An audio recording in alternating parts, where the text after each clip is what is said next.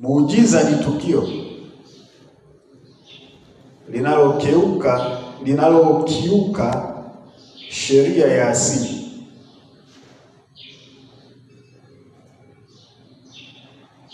na ambalo linaweza kuelezeka kwa namna ya kiroho. Kwa hiyo ili kitu kiwe muujiza ni lazima kiwe tofauti au kiende kinyume na sheria ya asili. Lazima kikiuke sheria ya asili. Sheria ya asili inaweza ikasema ya kwamba mtu akipata maambukizi ya ugonjwa wa ukimwi, haiwezekani mtu huyo kupona. Anatakiwa aendelee kutumia dawa za kufubaza vile virusi vya ukimwi. Lakini muujiza ni pale ambapo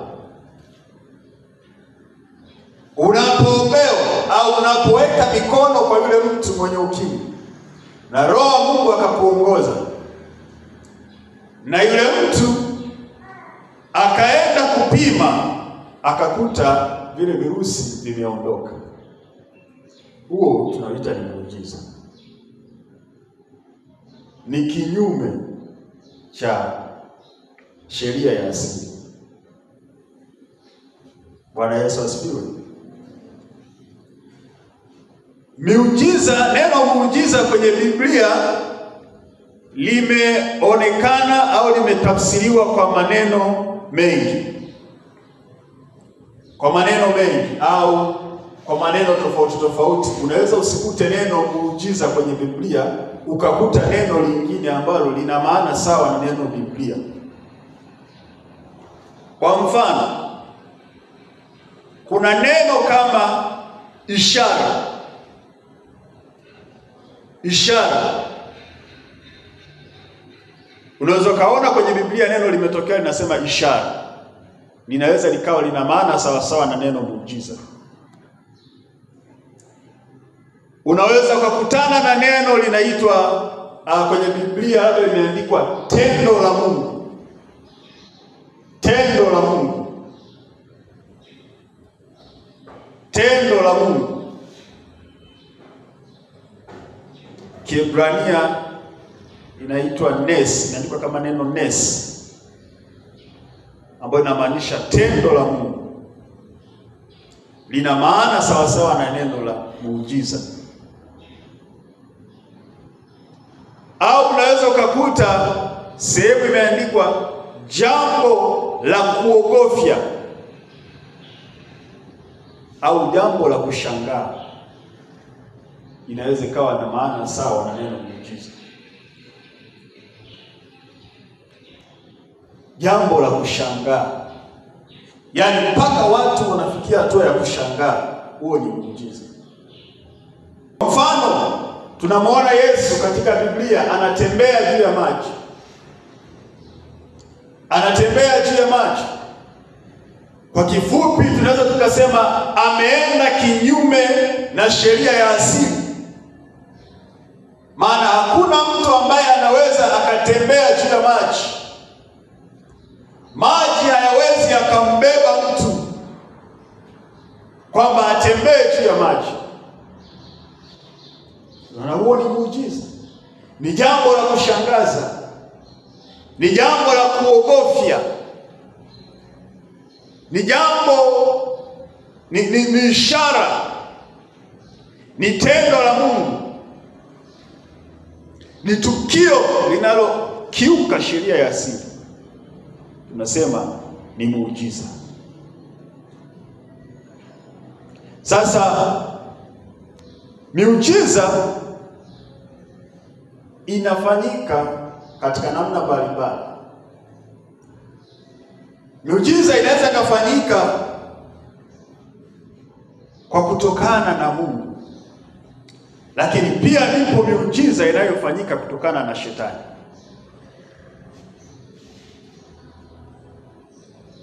Ipo miujiza inayofanyika kwa mkono wa Mungu, na ipo miujiza inayofanyika kwa mkono wa shetani.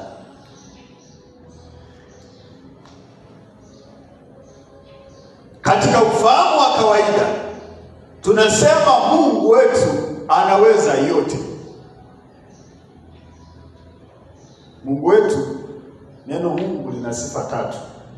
Yuko kila mahali, ana nguvu zote, ana ufahamu wote. Hizo ni sifa kuu za Mungu. Na ziko tatu au ziko nne. Sasa Mungu wetu anaweza yote. Maana yake anaweza kutenda muujiza wowote, kwa sababu anaweza yote.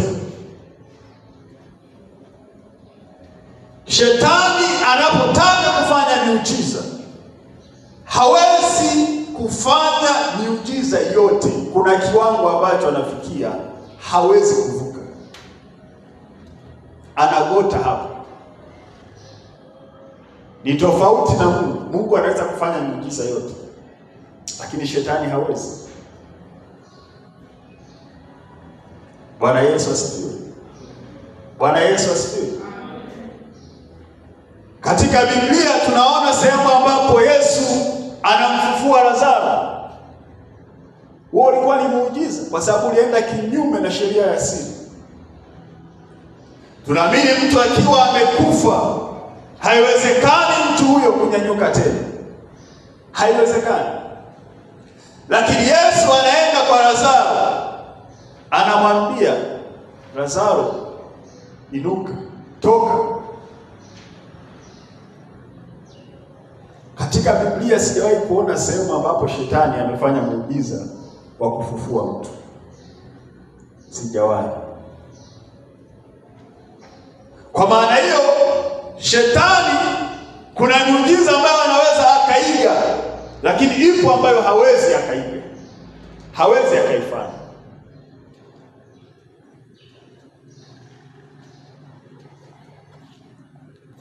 Sasa ni miujiza ipi ambayo sasa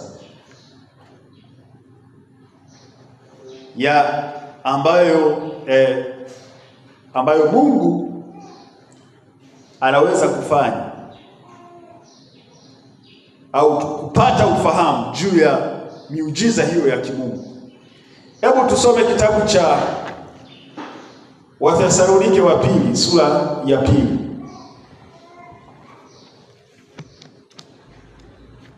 Wathesalonike wa pili, kipata unaweza kusoma sura ya 2 mstari wa 9. Biblia inasema hivi, Wathesalonike wa pili sura ya 2 mstari wa 9.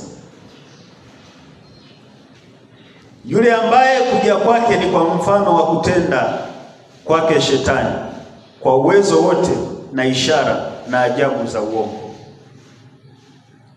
Yule ambaye kuja kwake ni kwa mfano wa kutenda kwake shetani, kwa uwezo wote na ishara na ajabu za uongo. Biblia inasema nyakati za mwisho kutakuwa na manabii wa uongo. Kuna miujiza ambayo itatendeka ambayo unaweza ukazani ni Mungu yuko hapo, kumbe ni ya uongo. Wathesalonike, Paulo anawaandikia Wathesalonike, anasema yule ambaye kuja kwake ni kwa mfano wa kutenda kwake shetani, kwa uwezo wote na ishara na ajabu za uongo. Kwa hiyo zipo ishara na ajabu za kweli zinazotoka kwa Mungu, na pia zipo ishara na ajabu za uongo zinazotoka kwa shetani. Ukisoma kitabu cha Kutoka, hebu tuone wakati Musa ameenda mbele ya mfalme na kumwomba kwamba awaruhusu watu wa Mungu waweze kutoka katika nchi ya utumwani.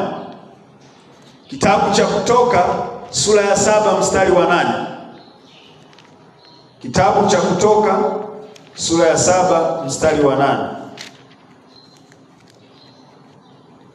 Biblia inasema mstari wa 8 hadi wa 12. Bwana akanena na Musa na Haruni akamwambia, Farao atakaponena nanyi na kuambia jifanyieni miujiza, ndipo utakapomwambia Haruni, shika fimbo yako uibwage chini mbele ya Farao ili iwe nyoka. Basi mbele ya Farao, basi Musa na Haruni wakaingia kwa Farao, wakafanya vivyo kama Bwana alivyowaambia. Haruni akaibwaga fimbo yake chini mbele ya Farao, mbele ya watumishi wake, ikawa nyoka. Hiyo ni Kutoka sura ya 7 mstari wa 8. Ninaendelea. Mstari wa 10. Basi Musa na Haruni wakaingia kwa Farao, wakafanya vivyo kama Bwana alivyowaambia. Haruni akaibwaga fimbo yake chini mbele ya Farao, mbele ya watumishi wake, ikawa nyoka. Ndipo Farao naye akawaita wenye akili na wachawi na hao waganga wa Misri, wakafanya vivyo kwa uganga wao, wakabwaga chini kila mtu fimbo yake, nazo zikawa nyoka, lakini fimbo ya Haruni ikazimeza fimbo zao. Hapa tunaona Haruni na Musa. Mungu amemtuma Musa kwenda kwa Farao awaambie awaachie watu wa Mungu toke Misri waende kumwabudu Mungu katika nchi ya maziwa na asali. Lakini Farao anakuwa na moyo mgumu.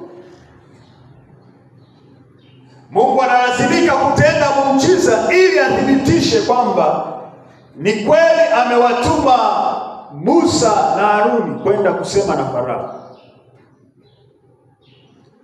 Biblia inasema Musa akamwambia Haruni ya kwamba tupa fimbo yako, alafu hiyo fimbo itageuka kuwa nyoka. Kwa tendo la kawaida hiyo ilikuwa ni muujiza, kwa sababu ilikiuka sheria ya asili. Biblia inasema Farao akawaita wachawi na waganga, na wao wakafanya vile vile, wakazitupa fimbo zao zikageuka nyoka. Hiyo tayari na kuonyesha kwamba Shetani anaweza akafanya jambo ambalo linajaribu kufanana na la kimungu, lakini linaweza likawa sio la kimungu, na lengo lake ni kupotosha, ni kuwapeleka watu kwenye maangamizi. Ndio maana mtu anapoenda kwa mganga akapewa kitu fulani, akapewa dawa kwa ajili ya jambo fulani, anaweza akazani kwamba ile dawa imemsaidia. Inaweza ikamsaidia kwa muda, lakini matokeo yake mbele ni lazima yatakuwa mabaya. Yaani anaweza akazani kwamba amepata msaada, lakini kwa hapo mbeleni atagundua kwamba ulikuwa sio msaada, ila ulikuwa ni uangamivu.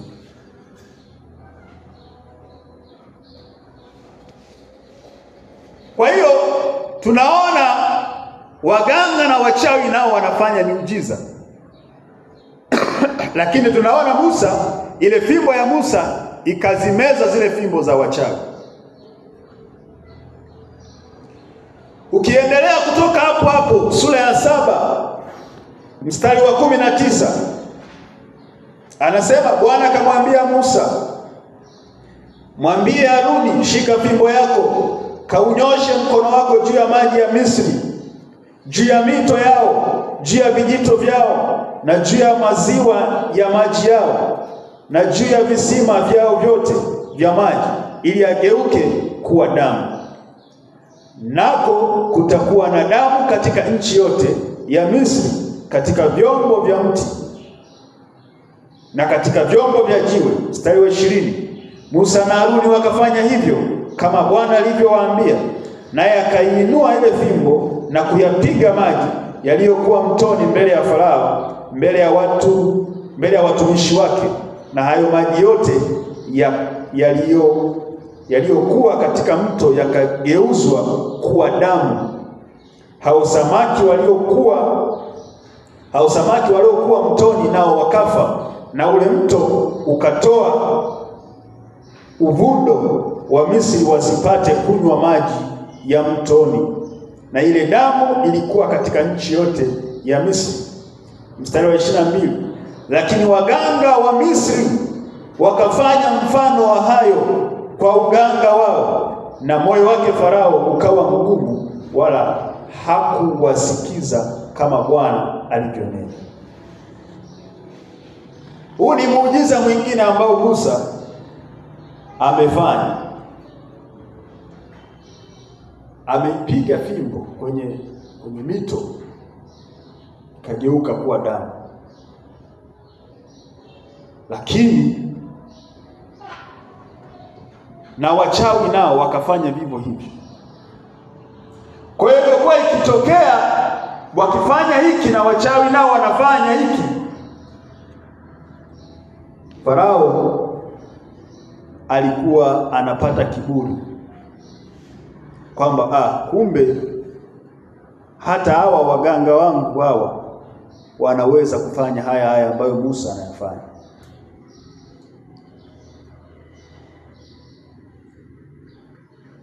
Kwa hiyo tunaona ya kwamba Shetani ana uwezo huo wa kuweza kufanya miujiza ambayo inafanania na ya kimungu.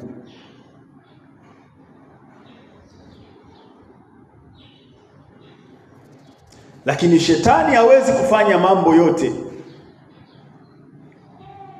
Ukisoma Kutoka sura ya 8 mstari wa sura tu inayofuata, Kutoka sura ya 8 mstari wa 16. Kutoka sura ya 8 mstari wa 16 hadi wa 19. Bwana akamwambia Musa, mwambie Haruni, nyosha fimbo yako ukayapige mavumbi ya nchi, ili kwamba yawe chawa katika nchi yote ya Misri. Nao wakafanya. Haruni akaunyosha mkono wake na fimbo yake na kuyapiga mavumbi ya nchi, nayo yakawa chawa juu ya wanadamu na juu ya wanyama. Mavumbi yote ya nchi yakawa ni chawa katika nchi yote ya Misri. Hao waganga nao wakafanya mfano wa hayo kwa uganga wao, ili kwamba walete chawa, lakini wasiweze. Nako kulikuwa na chawa juu ya wanadamu na juu ya wanyama. Mstari wa 19. Ndipo wale waganga wakamwambia Farao, jambo hili ni chanda cha Mungu. Maana yake jambo hili ni kidole cha Mungu. Na moyo wake Farao ukawa mgumu usiwasikize vile vile kwamba Bwana vile vile kama Bwana alivyonena. Muujiza huu Shetani akashindwa kuukopi. Mungu alimwambia Musa kwamba nataka uyapige mavumbi, na ukisha yapiga mavumbi, yale mavumbi yatageuka kuwa chawa.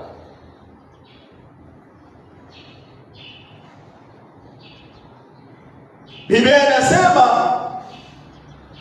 kukawa na chawa wengi juu ya wanadamu wote mpaka wanyama. Waganga nao wakajitahidi kuweza kuiga, lakini safari hii walishindwa. Bwana Yesu asifiwe. Ule mstari wa 18 inasema Hao waganga nao wakafanya mfano wa hayo kwa uganga wao, ili kwamba walete chawa, lakini wasiweze. Walishindwa kufanya muujiza ule. Ndio maana nikasema sifa ya Mungu, anaweza kafanya miujiza yote, anaweza mambo yote, ila shetani ana mipaka yake. Sio kila jambo anaweza.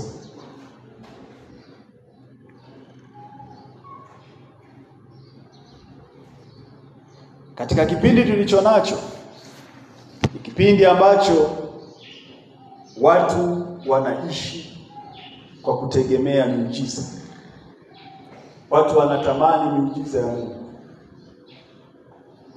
lakini miujiza iletwa kwa sababu haikutakiwa, yani muujiza haukutakiwa uwe ni mtindo wa maisha ya Mkristo.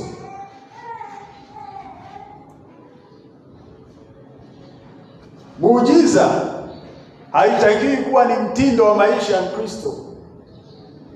Biblia inasema mwenye haki wangu ataishi kwa imani, sio kwa muujiza. Tunaishi kwa imani, tunamwamini Mungu. Mungu afanye asifanye, tunamwamini Mungu. Hiyo ndio ambayo tunaishikilia. Ukiishi kwa miujiza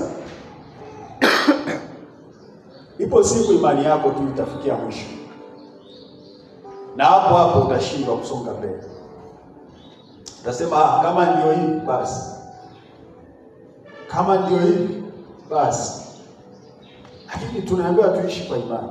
Kwa hiyo muujiza ulikuwepo au ulitengenezwa na Mungu kwa ajili ya sababu fulani, kwa sababu ya kuingilia kati jambo fulani ambalo litaleta utukufu kwake Mungu mwenyewe.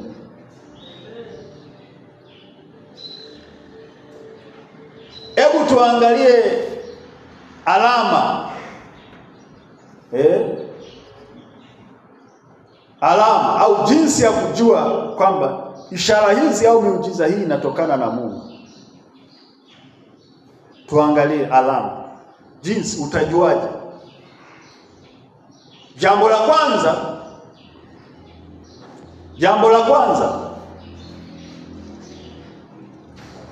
mtu anayetumiwa kufanya ishara na ajabu na miujiza na Mungu inabidi awe ameamini au ameokolewa, amemkiri Bwana Yesu,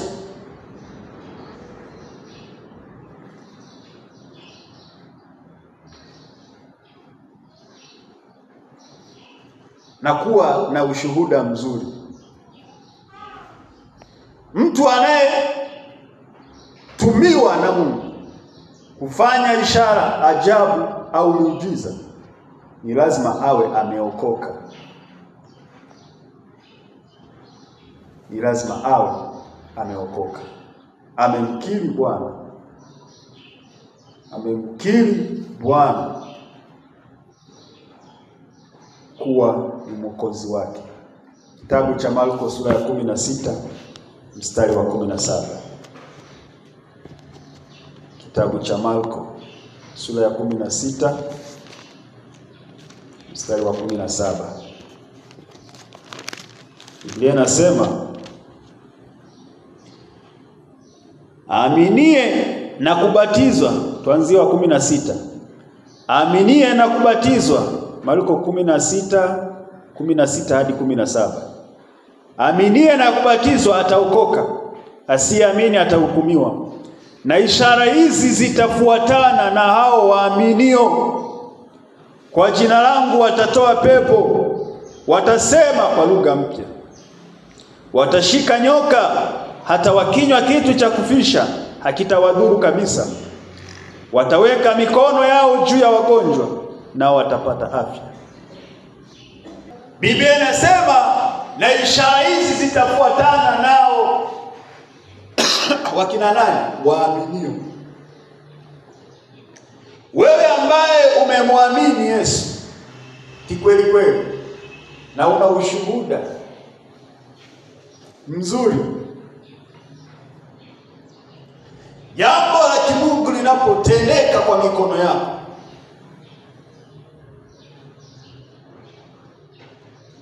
kwa kiasi fulani tunaamini kwamba ni muujiza wa Mungu.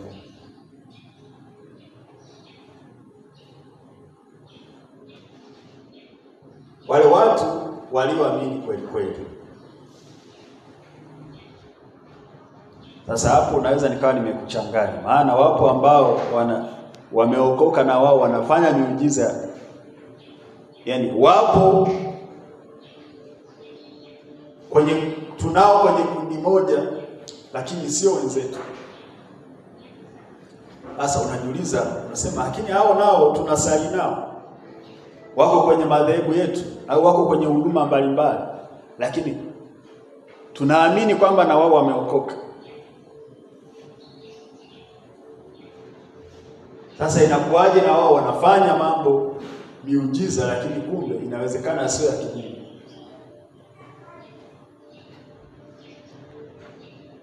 Bwana Yesu asifiwe. Bwana Yesu asifiwe. Labda ni kabla ya kusoma hizi alama niseme kitu hapa ambacho kinaweza kikatusaidia. Niseme kitu ambacho kinaweza kikatusaidia.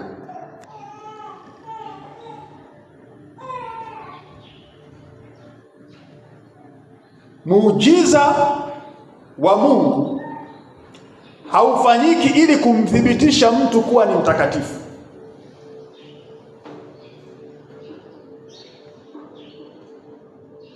Mwachanganya. Muujiza wa Mungu haufanyiki ili kumthibitisha mtu kuwa ni mtakatifu.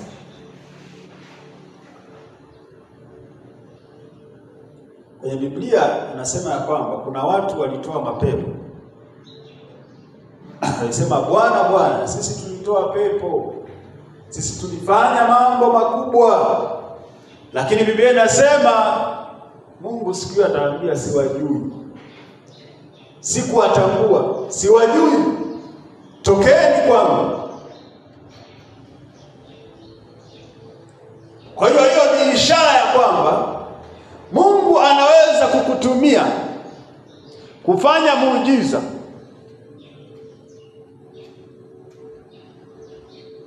lakini haimaanishi kufanya kwako muujiza wewe ni mtakatifu.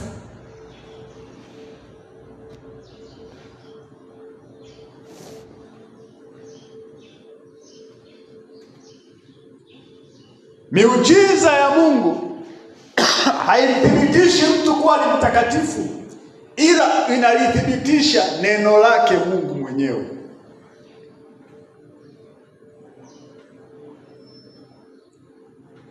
Mungu huwa hataki aibike. Mungu huwa hataki aibike. Na ndio maana inawezekana hata wewe mwenyewe unaweza ukakumbuka pengine ukajichunguza kwamba kuna kipindi ambapo ulikuwa unaweza ukaombea mapepo yakatoka, ukaombea miujiza ikatendeka, lakini unafahamu maisha yako sio mazuri kiroho. Lakini ikiwa hivyo haimaanishi ndio uendelee hivyo, kwa sababu tunaona Mungu anatenda, basi ndio uendelee hivyo. Hapana. Mungu anapotenda muujiza sio kumthibitisha mtu kwamba huyu mtu ni mtakatifu, ila analithibitisha neno lake la kwamba alilolisema neno lake ni kweli.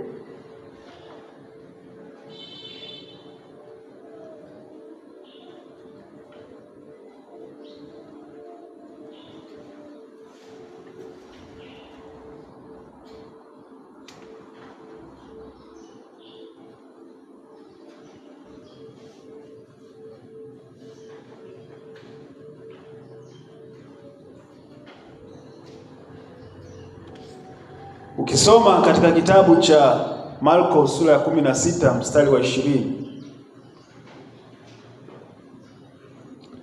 anasema mbele tu hapo kidogo, mstari wa 20, na wale wakatoka wakahubiri kote Bwana akitenda kazi pamoja nao na kulithibitisha lile neno kwa ishara zilizofuatana nalo.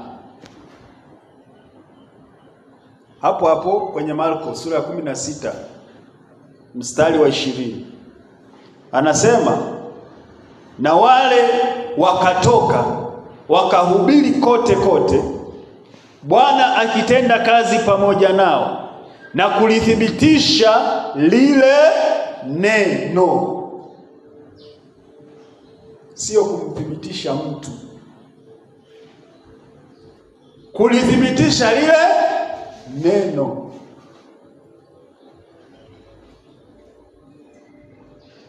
Bwana Yesu asifiwe.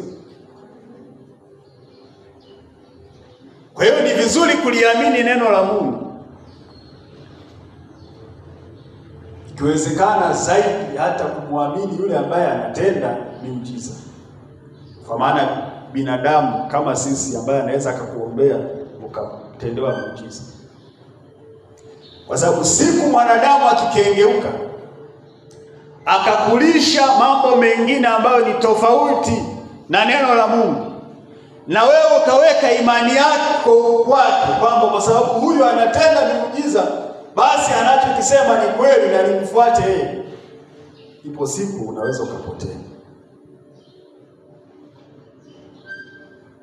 Kwa sababu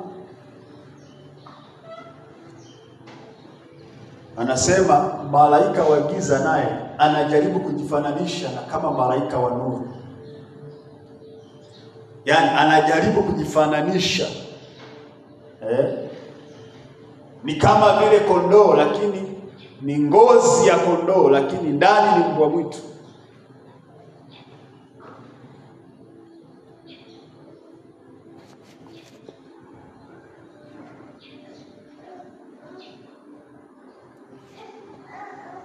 Hilo ni jambo la kwanza nimelisema. Mtamani uliandike. Miujiza ya Mungu haifanyiki kwa sababu ili kumthibitisha kuwa mtu ni mtakatifu, bali hulithibitisha neno la Mungu.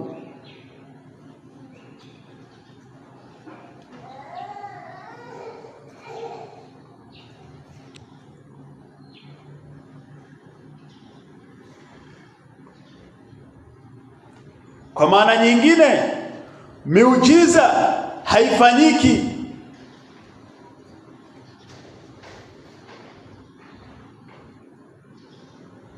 kwa nguvu za kibinadamu au nguvu za mhudumu,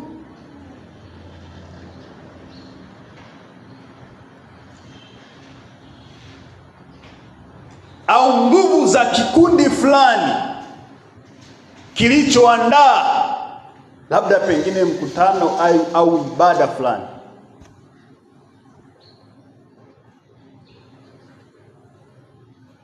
Nirudie tena. Muujiza haufanyiki kwa nguvu za kibinadamu au nguvu za mhudumu ambaye anahudumu katika hiyo ibada au huo mkutano, au kikundi cha watu ambacho kimeandaa hiyo ibada au mkutano.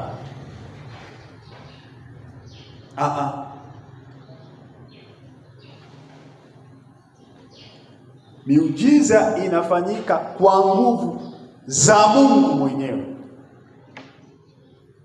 Kwa maana nyingine, sio jambo la kuamua ya kwamba sasa hivi ninataka nifanye muujiza.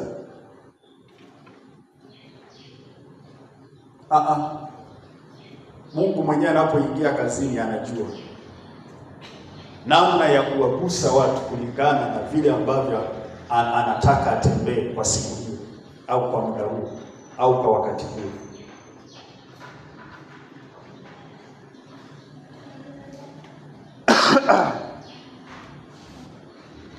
Kitabu cha Matendo sura ya 3 mstari wa 12. Matendo ya Mitume sura ya 3 mstari wa 12. Nimeona tusome kwanza hivi kabla ya kusoma zile alama ambazo za kupata ufahamu. Matendo sura ya 3 mstari wa 12, Biblia inasema hivi: Hata Petro alipoyaona haya, akawajibu wale watu, enyi Waisraeli, mbona mnastaajabu haya? Au mbona mnatukazia macho sisi, kana kwamba tumemfanya huyu aende kwa nguvu zetu sisi au kwa utaua wetu sisi?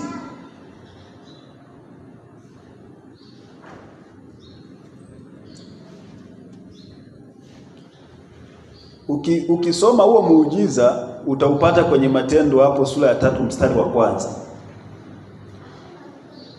Ukianza hapo mstari wa 2, na mtu mmoja aliyekuwa kiwete toka tumboni mwa mamaye alichukuliwa na watu ambaye walimweka kila siku katika mlango wa hekalu. Sawa, hapo Petro na Yohana wamepita, wametenda muujiza, yule mtu amepona, sio kiwete tena. Sasa hapa Petro anatoa hotuba, sura ya 12. Hata Petro alipoyaona haya, akawajibu wale watu, enyi Waisraeli, mbona mnastaajabia haya? Au mbona mnatukazia macho sisi, kana kwamba tumefanya huyu aende kwa nguvu zetu sisi au kwa utaua wetu sisi? Kwa maana au kwa utakatifu wetu sisi? Mungu wa Ibrahimu na wa Isaka na wa Yakobo, Mungu wa baba zetu, amemtukuza mtumishi wake Yesu, ambaye ninyi mlimsaliti na kumkana mbele ya Pilato alipokuwa ametoa hukumu yake afunguliwe. Kwa hiyo anajaribu kuwahamisha watu kutoka kwenye fikra za kwamba sio mhudumu ambaye anafanya muujiza. Na ndio maana nikasema muujiza sio kithibitisho cha kumfanya mtu kwamba huyu ni mtakatifu.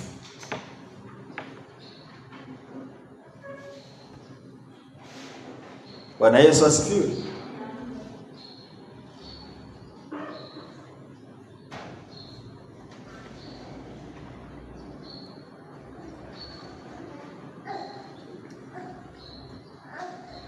Mambo ya Walawi sura ya 4.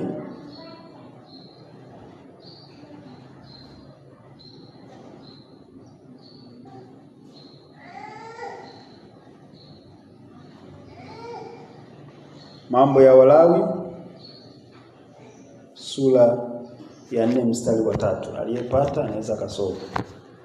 Mambo ya Walawi sura ya 4 mstari wa 3.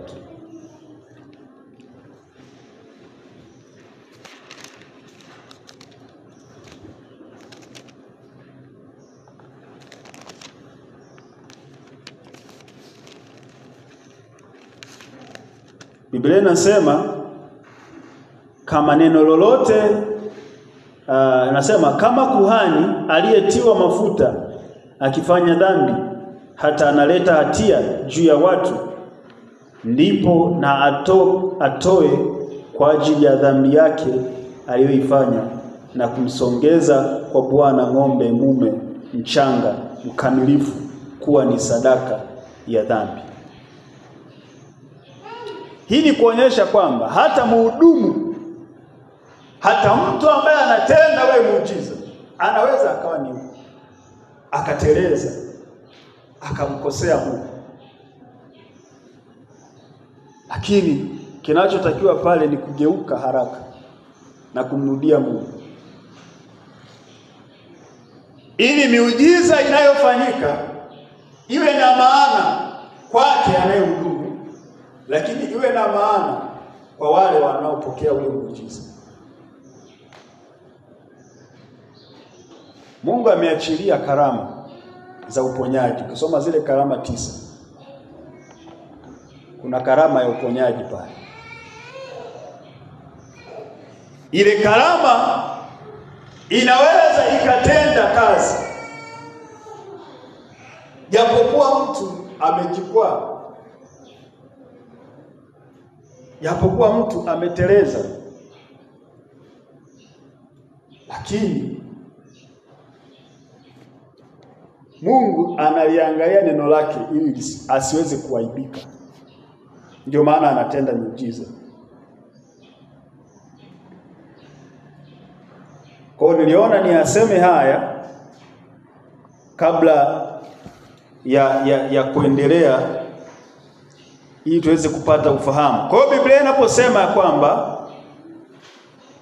twende sasa kwenye zile alama zile, alama ya kwanza kwamba angalau kigezo cha kwanza angalau cha kupima huyu mtu kweli anafanya miujiza inayotokana na Mungu ni ule uwezo ni kwamba amemkiri Bwana kuwa ni mwokozi wake, kuwa ni mwokozi wake. Hapo tunapata angalau sababu ya kuamini kile ambacho kinafanyika. Kwa hiyo kama mtu pengine tunafahamu maisha yake kabisa kwamba huyu mtu hajaokoka, lakini tunamwona anafanya vitu fulani, tunajua huyu mtu hii miujiza haitokani na Mungu. Kuna ile miujiza ambayo Paulo alikutana na wale wapunga pepo, wakawa wanafanya biashara ya kutoa pepo. Siku moja wale pepo wakawaambia unatoa pepo kwa jina la Yesu. Sisi Yesu tunamjua, lakini wewe ni nani? Tunafahamu hicho kisa. Kwa hiyo inawezekana kuna watu wanafanya haya,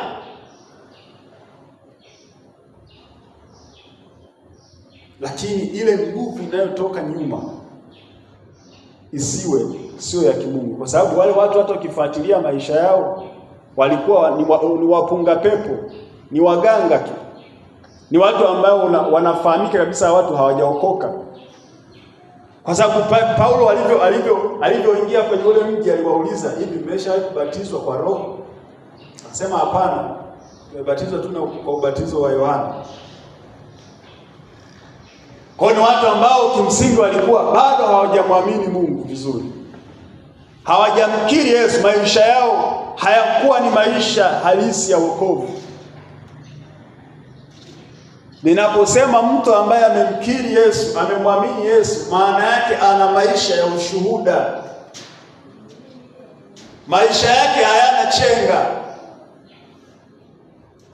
Sio mtu msanii. Ni zaidi tu ya kusema mbele za watu ya kwamba nimeokoka, nampenda Yesu. Ni zaidi ya hapo. Kwa hiyo kitabu kile cha Marko anasema, na ishara hizi zitafuatana na hao waaminio. Kwa maana ya mimi na wewe tulioliamini jina la Yesu, tuna uwezo huo. Maisha yetu yakiwa ya ushuhuda, tuna uwezo wa kutenda miujiza kwa kadri ya utukufu wa Mungu. Si kwa amri yetu, ila ni kwa amri ya Mungu mwenyewe. Unaweza ukabandika mikono juu ya wagonjwa wakapokea uponyaji. Unaweza kutamka jambo na likafanyika kwa sababu wewe ni muamini, kwa sababu wewe umeokoka, kwa sababu wewe unaishi maisha matakatifu. Uwezo huo unao. Lakini jambo hilo halifanyiki kwa kujifurahisha wewe kwamba nimefanya kitu fulani kwa kujifurahisha. Ni lazima liwe jambo ambalo limetendeka kwa mpango wa Mungu. Kama ni mpango wa Mungu kumfungua mtu, atafunguliwa. Utakapoweka mikono juu yake atafunguliwa.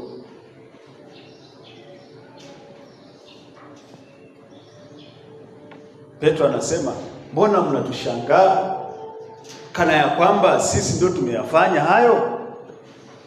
Sio sisi.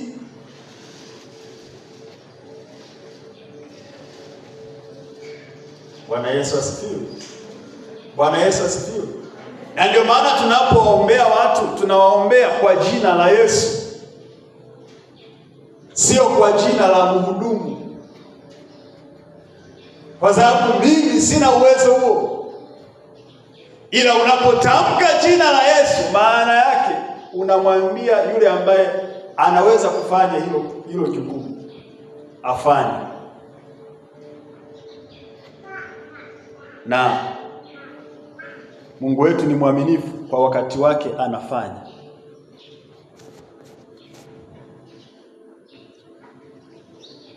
Kwa hiyo ni alama ya kwanza. Hiyo ni alama ya kwanza.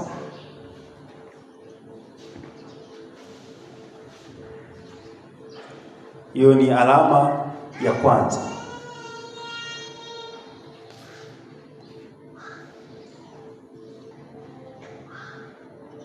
Twende kwenye alama ya pili. Alama ya pili.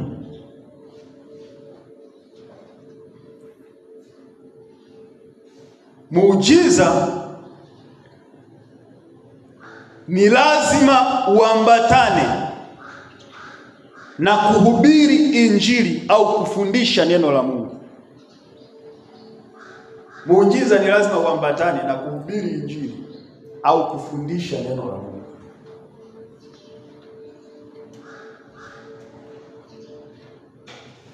Yaani unapoenda sehemu unasikia watu wanapona, alafu hakuna katika eneo lolote Yesu anatajwa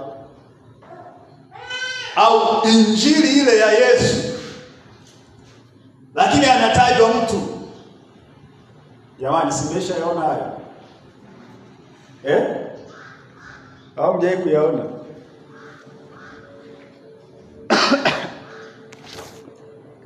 Yaani sehemu yote ambapo muujiza unafanyika ni lazima, kama sio Injili kuhubiriwa, kwa maana ya watu watubu dhambi zao wamfuate Yesu,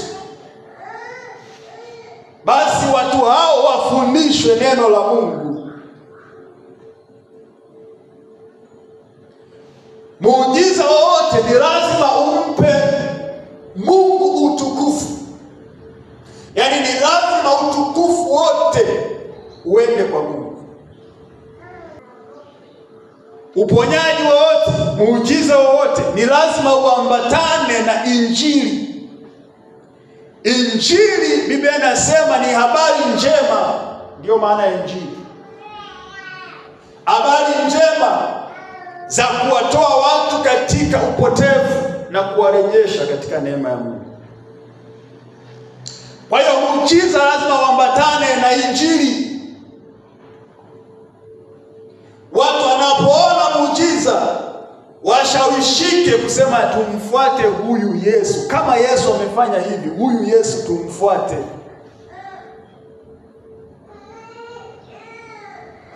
Na si vinginevyo. Ukiona mahali ambapo inafanyika miujiza lakini jina la Yesu halitajwi, uwe makini. Ukiona sehemu ambapo kunafanyika miujiza lakini hakuna Injili, hakuna wito wa watu kuacha dhambi na kutubu na kumkiri Yesu, kuwa makini. Ukiona sehemu kunatendeka miujiza lakini hakuna mafundisho ya kweli ya Biblia, kuwa makini.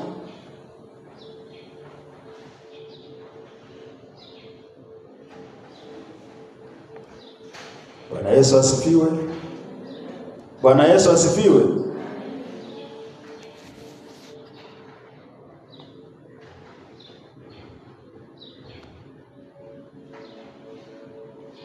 Zaburi 107 mstari wa 20.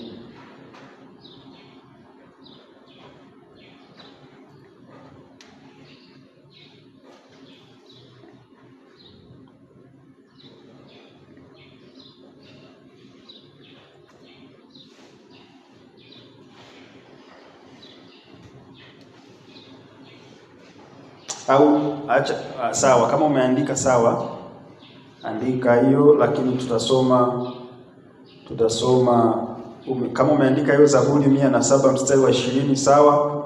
Twende tusome Luka sura ya 4 mstari wa 18. Luka sura ya 4 mstari wa 18. Tunaweza tukaanzia hapo mstari wa 17. Luka sura ya 4 mstari wa 17. Biblia inasema akapewa chuo cha nabii Isaya, akakifungua chuo, akatafuta mahali palipoandikwa, huyo ni Yesu, Roho wa Bwana yu juu yangu, kwa maana amenitia mafuta kuwahubiri masikini habari njema, amenituma kuwatangazia wafungwa kufunguliwa kwao, na vipofu kupata kuona tena, na kuwaacha huru waliosetwa.